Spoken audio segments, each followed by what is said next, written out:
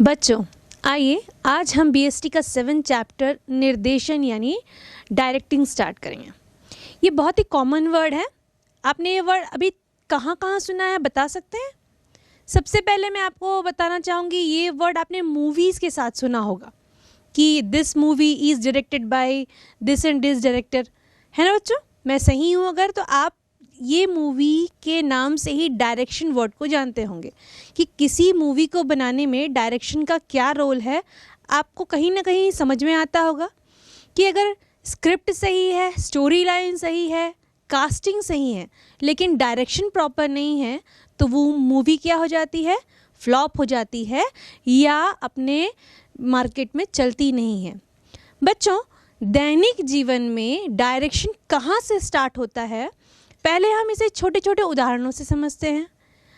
आप जब छोटे थे उस समय क्या हुआ था? जब आप पहली बार अपना पहला कदम डालना चाह रहे थे, आप चलना सीख रहे थे, उस समय आप किस तरह चलना सीखते हैं? आपके पेरेंट्स, आपकी मदर या आपके फादर क्या करते हैं? आपकी उंगलियों को पकड़ते हैं और आपको धीरे धीरे चलना सिखाते हैं। उसके बाद क्या करते हैं? जैसे कि आप इस फिगर में देख रहे हैं, आपको अपनी ओर इस तरह बुलाते हैं और आप उनकी तरफ उनके इशारों को समझ करके आगे बढ़ते हैं। अब इस छोटे से बच्चे को ये डायरेक्शन समझ में आया कि उसके माता पिता या उसके बहन भाई उसको अपनी ओर बुला रहे हैं, तो वो चलना सीख रहा है। इसी प्रकार अगर हम थोड़े और बड़े होते हैं तब क्या देखते हैं? जब हम साइकिल या दोपहिया वाहन चलाना सीखते हैं तो उस समय क्या हमारे पेरेंट्स हमें गाइड करते हैं किस तरीके से कि ये ब्रेक है, ये एक्सीलेटर है, इसे इस समय दबाना है, कब किस परिस्थिति में किस तरह से टर्न लेना है। अब जब दोपहिया वाहन चलाने की बात कर ही रही हूँ तो आ जाती हूँ ट्रैफिक रूल्स पे। वहाँ पे आप देखते हैं ट्रैफिक सिग्नल, आपने देखा होगा, वो भी हमें डायरेक्शन देते हैं। किस तरह डायरेक्शन देते हैं? रेड लाइट जब जलती है तो वो क्या कहती है? थमिए या रुकिए। उस समय क्या होती है? सारी गाड़ियाँ एक साथ रुक जाती है। उसी तरह ग्रीन लाइट जलती तब क्या होती है? उस समय सारी लाइट जो गाड़ियां हैं वो एक साथ चलने लग जाती हैं अपनी अपनी दिशाओं में। और ऑरेंज जब लाइट जलती है उस समय क्या होता है? उस समय होता है कि वह निर्देश देती है कि अपनी गति को धीरे करिए क्योंकि अब इसके बाद आपको रुकना है। तो बच्चों, इस तरीके से डायरेक्शन हमारे दैनिक जीवन में भी काम आती है। अब इसे व्यावसायिक तौर पर समझते हैं कि डायरेक्शन क्यों ज़रूरी है। बच्चों, अभी तक हमने प्रबंध के 3 कार्य पढ़े: प्लानिंग, ऑर्गेनाइजिंग, स्टाफिंग। आज हम इसका चौथा कार्य शुरू कर रहे हैं जो कि है डायरेक्टिंग। इसमें क्या होता है? इसमें इस तरीके से जो एम्प्लॉयज़ हायर किए गए हैं या जो व्यक्ति जिनको चुनाव किया गया है विभिन्न पदों के लिए, उनको निर्देश दिए जाते हैं कि वो अपने कार्य की ओर अग्रसर होते हैं और अपने कार्यों को अच्छी तरीके से पूरा करते हैं। और ये निर्देश इसलिए दिए जाते हैं ताकि जो फर्म या ऑर्गेनाइजेशन का जो ऑब्जेक्टिव या गोल है उसे पूरा किया जा सके। अब ये निर्देशन का जो कार्य है यही नहीं थमता, निर्देशन का कार्य और भी आगे बढ़ता है। किस तरीके से? अब जो निर्देश देने वाला व्यक्ति है, क्या वो केवल एक बार निर्देश दे के उसका काम समाप्त हो जाएगा? नहीं। अब जिस व्यक्ति को उसने निर्देश दिया है, क्या वह उसी तरह उस कार्य को कर रहा है? उसके कार्य करने का तरीका क्या सही है? या कुछ अगर प्रॉब्लम्स क्रिएट हो रहे हैं ड्यूरिंग वर्क या कार्य के समय, तो उसमें कुछ सुधार कार्य करना पॉसिबल है? तो ये सभी स्थितियों में निर्देशन कार्य आता है। निर्देशन का मुख्यतः कार्य यही होता है कि वह अपने एम्प्लॉयर और एम्प्लॉय या अधिकारी और अधीनस्थ के बीच में जो कम्युनिकेशन या संवाद है उसके फ्लो को बनाए रखे, जिससे कि क्या होगा? जिससे आदेश और निर्देश देने की जो प्रक्रिया है वो चलती रहेगी। साथ ही साथ जो आदेश या निर्देश देने वाला व्यक्ति है वह अपने अधीनस्थ से फीडबैक भी ले सकता है या पूछ सकता है कि आपका कार्य कहाँ तक पहुँचा और आपको इस कार्य में अगर कोई समस्या आ रही है तो क्या आ रही है। तो उस स्थिति में वह क्या करेगा? उसे समझाएगा या उसे उस प्रॉब्लम का सॉल्यूशन देगा। तो इस तरीके से अधीनस्थ जो होता है वह क्या होता है? सीखता है निर्देशों के द्वारा या जो आदेश दिए जाते हैं उसके द्वारा। और ये निर्देशों का कार्य क्या होगा, ये क्यों किया जाता है, वह इसलिए किया जाता है ताकि जो ऑर्गेनाइजेशन का गोल या ऑब्जेक्टिव है उसे प्राप्त किया जा सके। तो बच्चों इस तरीके से आपने क्या समझा, निर्देश के मीनिंग और कॉन्सेप्ट को समझा। आइए उसकी 2 परिभाषाओं को देखते हैं, वो किस प्रकार हैं। पहली परिभाषा जो आप देख रहे हैं सर कुंट्ज और ओ डोनाल्ड ने दी हुई है, उनके अनुसार अधीनस्थों के पथ प्रदर्शन तथा पर्यवेक्षण का प्रबंधकीय कार्य ही संचालन है। एक और परिभाषा देखते हैं सर डेल के अनुसार निर्देशन व्यक्तियों को यह बतलाता है कि उन्हें क्या करना है और देखना है कि वे उसे अपनी पूरी योग्यता के अनुसार करें।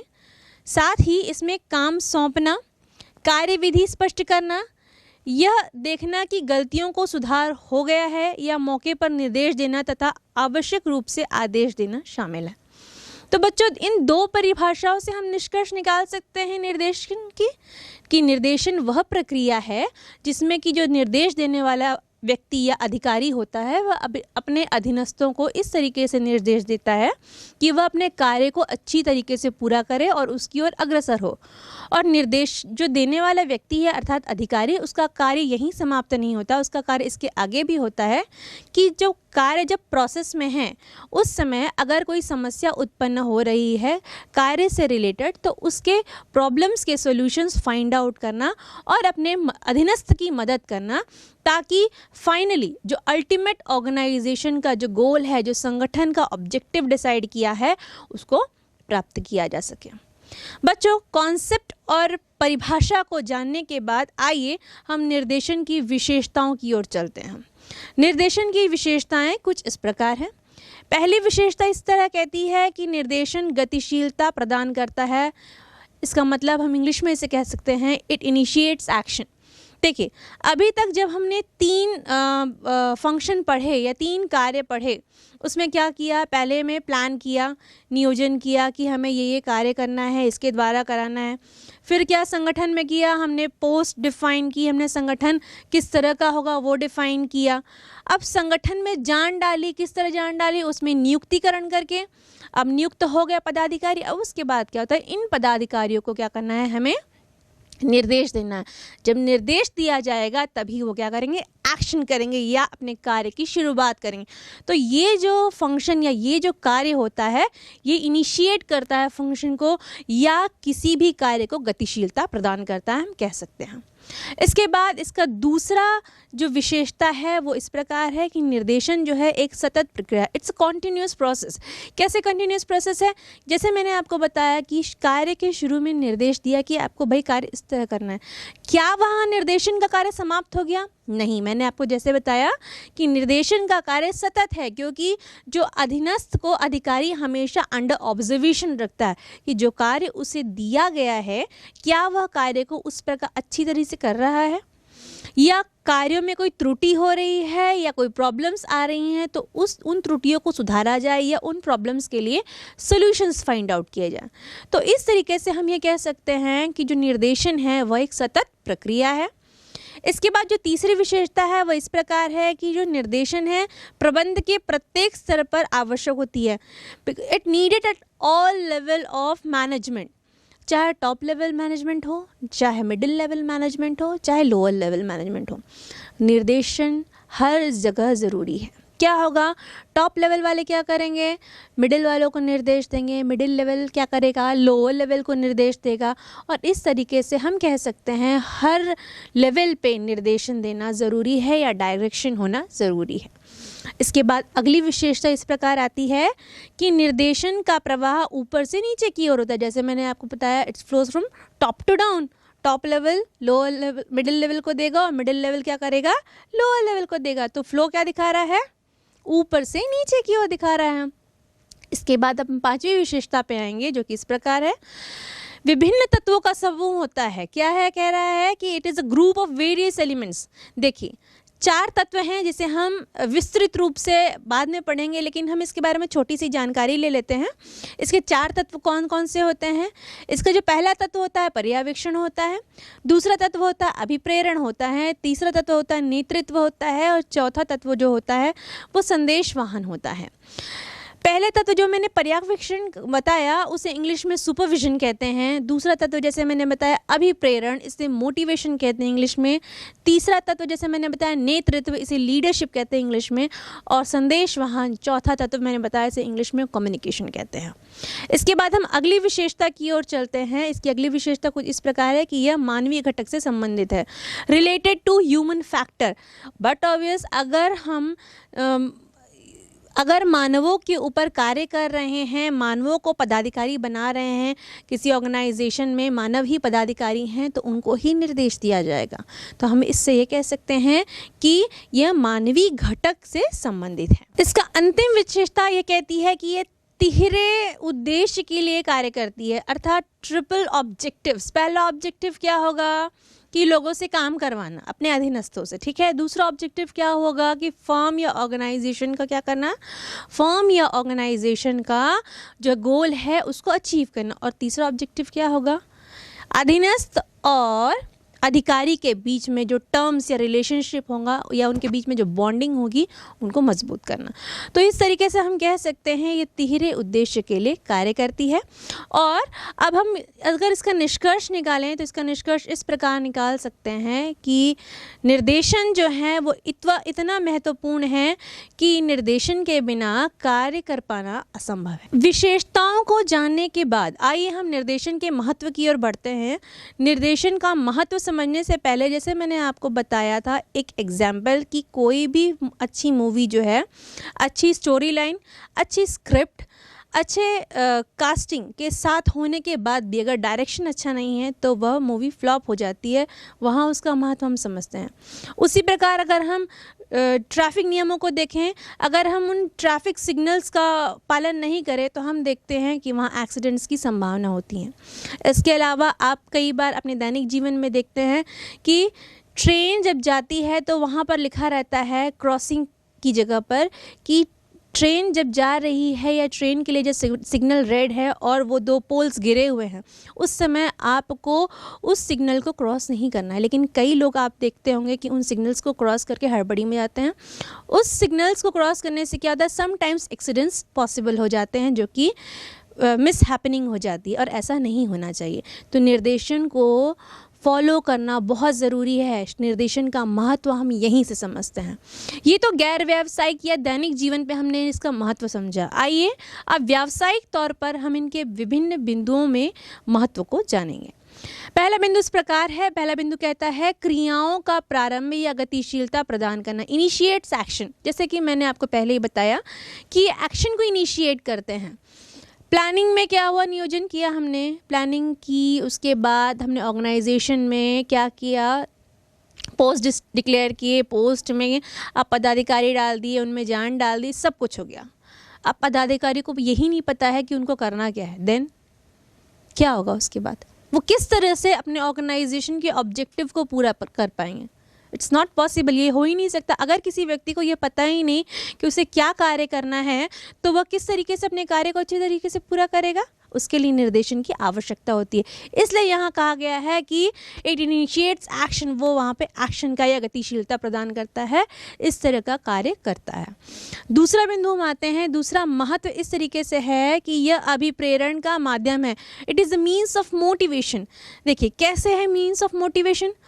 अब निर्देशन में क्या होता है, जो अधिकारी होता है वो अपने अधीनस्थ को चाहता है कि वह अच्छे तरीके से कार्य करे। उसके लिए वह क्या करता है, उसको टाइम टू टाइम उसके अच्छे कार्य के लिए बोनस प्रदान करता है, या और भी अलग अलग तरीके से उसको क्या करता है, अभिप्रेरित करता है। तो इस तरीके से हम कह सकते हैं जो निर्देशन है वो अपने कार्यों को पूरा कराने के लिए अधिकारियों द्वारा अधीनस्थ को मोटिवेट करवाता है, जिससे कि ऑर्गेनाइजेशन का जो गोल या ऑब्जेक्टिव है उसको पूरा किया जा सके। इसके बाद इसका अगला महत्व देखते हैं। अगला महत्व कुछ इस प्रकार है कि यह परिवर्तन को लागू करना संभव बनाता है। It facilitates to implement changes. कैसे, अब क्या होता है, अब ऑर्गेनाइजेशन में लोग सेटल हो गए हैं, लोग क्या नियुक्त हो गए हैं, वह काफ़ी समय से काम कर रहे हैं, तो क्या होगा, वो चेंजेस को एक्सेप्ट नहीं करना चाहेंगे। इस स्थिति में क्या होगा, स्थिति में अगर वातावरण या व्यावसायिक वातावरण में चेंजेस आ रहे हैं लेकिन उस फर्म के लोग बदलना नहीं चाह रहे हैं, तो वो फर्म क्या होगी, काफ़ी दिन चल नहीं पाएगी, उसका विकास पॉसिबल नहीं है। तो इन स्थितियों से बाहर आने के लिए निर्देशन आवश्यक है। आपको एक अच्छे उदाहरण से मैं समझा सकती हूँ। जब बैंकों या विभिन्न शासकीय कार्यालयों में या अर्धशासकीय या फिर प्राइवेट कार्यालयों में जब पूरा वर्क मैन्युअली होता था, उस दौरान क्या हुआ, अचानक कंप्यूटर्स जो हैं सामने आए, तो लोगों ने क्या करना शुरू किया कि इस चेंज को एक्सेप्ट करने के लिए उन्होंने नकार दी। उन्होंने क्या कहा कि हम कंप्यूटर से फैमिलियर नहीं हैं, हम इनसे कार्य नहीं कर सकते, हम मैनुअल वर्क में हमारा जो आधिपत्य है या हम उसमें बहुत अच्छी तरह हमारी पकड़ है, हम वैसे ही कार्य करेंगे। लेकिन निर्देशन से हुआ क्या, निर्देशन से हुआ यूँ कि निर्देशानुसार उन लोगों को क्या करना पड़ा, उन कंप्यूटर्स को सीखना पड़ा, उनकी ट्रेनिंग लेनी पड़ी, और इस तरीके से क्या हुआ, जो कार्य है वो आसानी से होने लगा। क्योंकि वातावरण में जो चेंजेस आ रहे हैं, अगर ऑर्गेनाइजेशन को सस्टेन करना है अपने आप को, या ऑर्गेनाइजेशन को अपने आप को मार्केट में बनाए रखना है, तो उसके लिए उन चेंजेस को एक्सेप्ट करना पड़ेगा। और निर्देशन जो है उसमें सबसे ज़्यादा महत्व करता है उन चेंजेस को एक्सेप्ट करने के लिए। तो ये इसका जो नेक्स्ट महत्व है, इस तरीके से हम समझ सकते हैं। फिर बात आती है कि यह संगठन में संतुलन स्थापित कराता है। किस तरह से संतुलन स्थापित कराता है भाई? अब जहाँ बहुत सारे लोग होंगे वहाँ पे क्या होगी, तालमेल बैठाना मुश्किल होगा। लोगों में क्या भावना आएगी कि उन्हें इतना अच्छा कार्य दिया, मुझे कार्य कम छोटा दिया। अब इन स्थितियों से बाहर आने के लिए क्या ज़रूरी है, निर्देशन की आवश्यकता होती है। उसमें क्या होगा, अब अधिकारी को जो लगेगा कि जो उसका अधीनस्थ जो कार्य करने के लिए कैपेबल है या स्किल्ड है, उसमें वो कौशल है, वो क्या करेगा, अपने उस सेक्शन में या उस फील्ड में एक्सपर्ट उस अधीनस्थ को उस तरह का कार्य सौंपेगा। तो इससे स्थिति क्या हो जाएगी, नॉर्मल हो जाएगी। और ये जो सिचुएशन कह रहे हैं कि संगठन में संतुलन स्थापित करता है, वो पॉसिबल हो जाएगा। ये इसका नेक्स्ट महत्व था। इसके बाद हम अगले महत्व की ओर आगे बढ़ते हैं, जो कि इस प्रकार है। प्रबंध की सभी स्तरों पर आवश्यकता होती है, needed on all levels of management. जैसे कि मैंने आपको इसकी विशेषताओं में भी बताया है कि जो निर्देशन होता है वो टॉप लेवल, मिडिल लेवल और जो है लोअर लेवल, तीनों मैनेजमेंट्स में ज़रूरी होता है।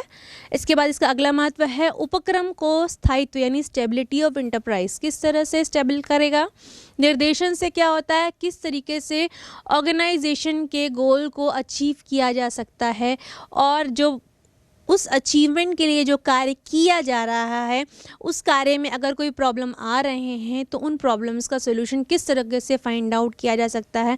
इन सारी परिस्थितियों से निपटते क्या आता है कि सारे प्रॉब्लम सॉल्व करते करते, एक अच्छे निर्देशन को फॉलो करते करते क्या होता है, एक एंटरप्राइज क्या होता है, स्टेबल हो जाता है, या एक उपक्रम क्या हो जाता है, स्थायित्व को प्राप्त करता है। तो इस तरीके से बच्चों हमने क्या किया, इनके महत्व को जाना। अब कॉन्सेप्ट, मीनिंग, फीचर्स यानी कैरेक्टरिस्टिक्स एंड जो महत्व है उनको जानने के बाद आइए हम निर्देशन के कुछ सिद्धांत यानी प्रिंसिपल्स ऑफ डायरेक्शन को समझेंगे। हम इसमें 8 सिद्धांतों के बारे में डिटेल में चर्चा करेंगे। आइए देखते हैं कि ये 8 सिद्धांत क्या क्या हैं। निर्देशन के 8 सिद्धांत कुछ इस प्रकार हैं। पहला सिद्धांत है उद्देश्यों के सामंजस्य का सिद्धांत, यानी principles of harmony of objectives. देखिए, इस सिद्धांत के अनुसार जो उपक्रम है उसका अपना उद्देश्य है, और उसमें जो कार्य करने वाले लोग हैं उनका भी अपना अलग उद्देश्य होता है। जो एम्प्लॉयज़ कार्य कर रहे हैं, एक ह्यूमन साइकोलॉजी है कि अगर वह कोई कार्य करेगा तो उससे जब तक कोई लाभ नहीं होगा या उसको फाइनेंशियल बेनिफिट्स नहीं होगा, जैसे कि आर्थिक मदद कह सकते हैं हम, उससे अगर इन सारी चीज़ों को वो अर्जित नहीं करेगा तो वो किसी भी उपक्रम के लिए कार्य नहीं करेगा। तो उपक्रम के उद्देश्य और एक इंडिविजुअल यानी एक व्यक्ति या एक एम्प्लॉय, दोनों के उद्देश्य को हमको क्या करना पड़ेगा, एक जैसे देखना पड़ेगा कि इसमें होता यह है कि उद्देश्यों के बीच, दोनों के उद्देश्यों के बीच क्या करना पड़ेगा, सामंजस्य स्थापित करना पड़ेगा। जहां एम्प्लॉय यह सोच रहा है कि उसे लाभार्जन होना चाहिए, उसको प्रमोशन होना चाहिए, उसके क्या बोलना चाहिए, फाइनेंशियल बेनिफिट्स होना चाहिए, उसका जो वेतन है वो बढ़ना चाहिए, इस तरह का उद्देश्य है उसका। वहीं पे क्या हो रहा है, एक फर्म या उपक्रम का उद्देश्य क्या है कि वो ज़्यादा से ज़्यादा प्रॉफिट कमाना चाहता है या लाभ अर्जन करना चाहता है। दूसरा उद्देश्य क्या होता है उसका कि वो मार्केट कैप्चर करके रखना चाहता है या मार्केट में बने रहना चाहता है। तीसरा क्या होना चाहिए, एक बिग ब्रांड बनना चाहता है या लोगों के बीच एकदम फेमस होना चाहता है, जिससे कि उसकी जो उत्पादन क्षमता है या उसका जो सेल है वो हमेशा बढ़ता रहे, वो कभी नीचे की ओर ना जाए और वो कंपनी कभी वाइंड अप ना हो। तो इन दोनों ही उद्देश्यों के बीच क्या है, सामंजस्य स्थापित करना ही निर्देशन का पहला सिद्धांत है। निर्देशन कार्य ही इस सिद्धांत पर करता है कि निर्देश दिए जाएं अधिकारियों द्वारा अधीनस्थ को, और अधीनस्थ जो हैं उन निर्देशों का पालन करते हुए क्या करें, उस कार्य को अच्छी तरीके से करें। अब कार्य अच्छी तरीके से हो गया तो कंपनी को जो प्रॉफिट हुआ है या जो लाभ हुआ है, उन लाभ को क्या किया जाए, उन एम्प्लॉयज़ या अधीनस्थों और एम्प्लॉयज़ के बीच में क्या किया जाए, बांटा जाए, जिससे कि क्या होगा, इससे उपक्रम के उद्देश्य की भी पूर्ति होगी और अधीनस्थ या एम्प्लॉयज़ के उद्देश्यों की भी पूर्ति होगी। तो इस तरीके से हमने पहले सिद्धांत को जाना। दूसरा सिद्धांत क्या कहता है, आइए अब हम जानते हैं। दूसरा सिद्धांत कहता है कि निर्देशन पद्धति की उपयुक्तता का सिद्धांत, यानी principles of appropriateness of direction techniques. देखिए बच्चों, निर्देशन की जो तकनीक है वो हर फॉर्म में अलग अलग होती है। इसमें यह करना है कि अपने जो अधीनस्थ हैं अधिकारियों द्वारा अपनी बात को कितनी अच्छी तरीके से समझा सकते हैं। अब अपनी बात को उन्होंने समझा लिया, यहीं पे उनका काम ख़त्म नहीं होता, जैसे कि मैंने आपको बताया। अब उनका काम यह भी है कि वह जिस तरीके से कार्य कर रहे हैं उस कार्य को देखना कि वह सही तरीके से कर रहे हैं कि नहीं। अब उसके लिए क्या करना पड़ेगा, उनको समय समय पर उनका क्या करना पड़ेगा, सुपरविजन या पर्यवेक्षण करना पड़ेगा कि सही कार्य हो रहा है कि नहीं हो रहा है। उसके बाद उनको मोटिवेट यानी अभिप्रेरित भी करना पड़ेगा कि भाई आप इन कार्यों को अच्छे से करें। अगर फर्म या उपक्रम फ़ायदे में रहेगी या लाभार्जन करती है तो उस फर्म का जो लाभार्जन का फ़ायदा है वो आपको भी मिलेगा। उसके बाद वहाँ पे लीडरशिप की क्वालिटी भी उस निर्देश देने वाले अधिकारी को होना चाहिए कि आप इतनी अच्छी तरीके से करें, आप जिस तरीके से मैं आपको गाइड कर रहा हूँ या निर्देश दे रहा हूँ आप उन निर्देशों को फॉलो करें या उन निर्देशों का अनुसरण करें, जिससे कि क्या होगा, जो फर्म के जो उद्देश्य हैं उनको पाया जा सके। और इसी स्थिति में हम अगर आगे बढ़ें तो वहाँ पे उनका जो संदेश वाहन होगा, टू वे कम्युनिकेशन होना चाहिए, यानी द्विमार्गी होना चाहिए कि अगर हम जो अधिकारी है वो अगर अधीनस्थ को कुछ कह रहा है या निर्देश दे रहा है तो वह क्या करेगा, वापस उससे भी कुछ फीडबैक लेगा। तो यहाँ पे हम निर्देशन पद्धति की उपयुक्तता के सिद्धांत को हम समझते हैं। इसके बाद जो तीसरा सिद्धांत है वो कुछ इस प्रकार है। तीसरे सिद्धांत के अनुसार कि अधिकतम व्यक्तिगत योगदान का सिद्धांत, यानी principles of maximum individual contribution.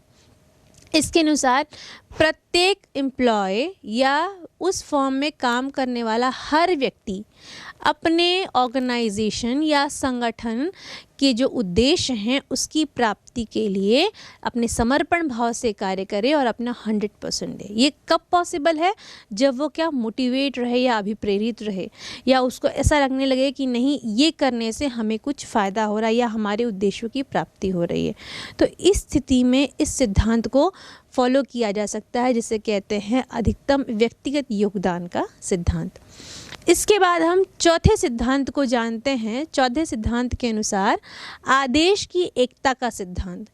ये जो आदेश की एकता का सिद्धांत है, हमने सर हेनरी फ्योल के जो प्रिंसिपल्स पढ़े थे उसमें भी हमने इस सिद्धांत के बारे में जाना था। इस सिद्धांत के अनुसार क्या होता है, जो अधीनस्थ होते हैं उनको एक ही अधिकारी क्या करेगा, निर्देश या आदेश देगा। उसमें क्या होगी, भ्रम या दो अधिकारियों के बीच जो तालमेल में प्रॉब्लम आएगी या उनके बीच में कम्युनिकेशन प्रॉब्लम होगा, ऐसी सिचुएशंस नहीं बनती। तो इस तरीके से चौथा जो सिद्धांत है हम उसको समझते हैं। पांचवा सिद्धांत कहता है कि प्रबंधकीय संदेशवाहन का सिद्धांत, प्रिंसिपल ऑफ मैनेजमेंट कम्युनिकेशन। अब इस सिद्धांत में मैंने जैसे कहा कि जो कम्युनिकेशन होना चाहिए वो हमेशा 2 वे होना चाहिए या द्विमार्गीय होना चाहिए। अगर अधिकारी जो है अपने अधीनस्थों को निर्देश दे रहे हैं, आदेश दे रहे हैं, किसी कार्य को करने का तरीका बता रहे हैं, कोई प्रॉब्लम्स आए हैं उनके लिए सॉल्यूशंस बता रहे हैं, तो यहाँ पे उनका कार्य ख़त्म नहीं होता है। अब वहाँ से फीडबैक लेना भी ज़रूरी है कि किस तरह के कार्य में प्रॉब्लम आ रही है। तो यहाँ पे आ रहा है प्रबंधकीय संदेशवाहन का सिद्धांत, या हम इसमें फीडबैक से भी ज़्यादा कह सकते हैं कि फ्लो जो होना चाहिए संदेशवाहन का क्या होता है, ऊपर से नीचे की ओर होता है, जैसे कि हमने महत्व में जाना है।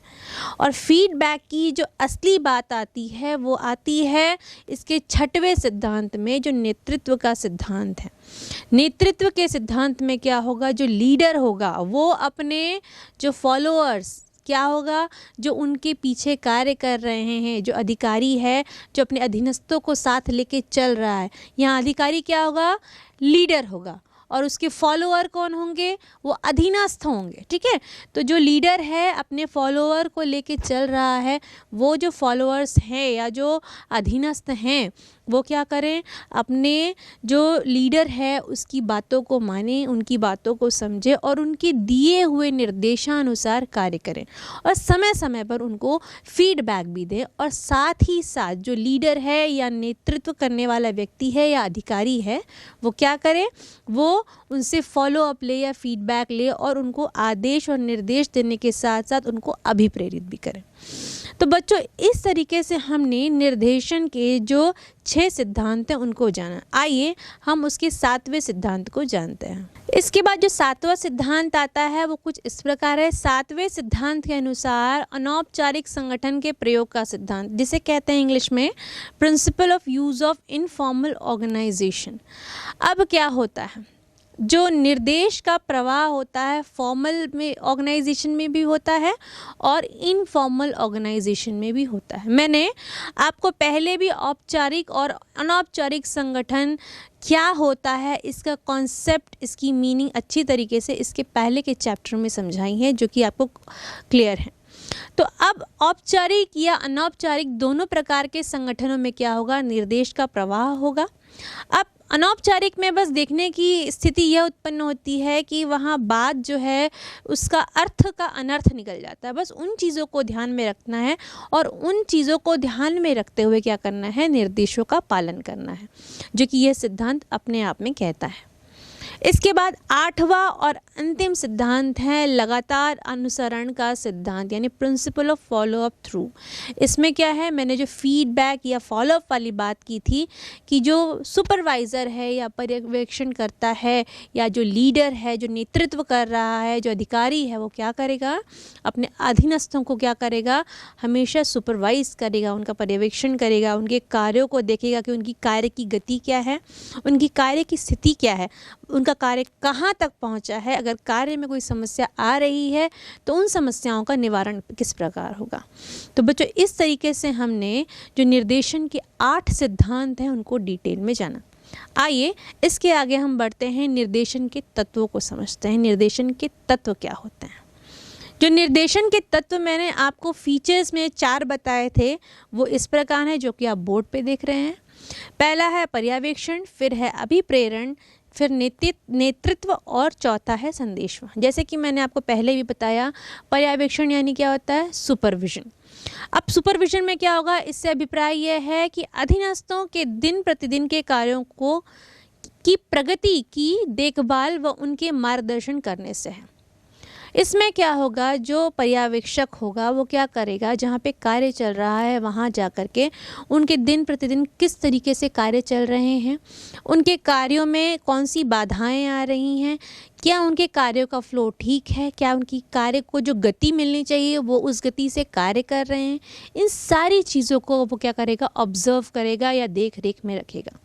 इस तरीके से पर्यवेक्षण के कार्य को हम समझ सकते हैं या पर्यवेक्षण तत्व को हम समझ सकते हैं। इसके बाद जो दूसरा तत्व आता है जो मैंने आपको बताया, अभिप्रेरण या अभिप्रेरित करना। इससे अभिप्राय वांछित उद्देश्यों की प्राप्ति हेतु लोगों में उत्तेजना पैदा करने से है। हम इन तत्वों के बारे में डिटेल में पढ़ेंगे, अभी हम छोटे रूप में इन तत्वों को जानते हैं कि क्या है।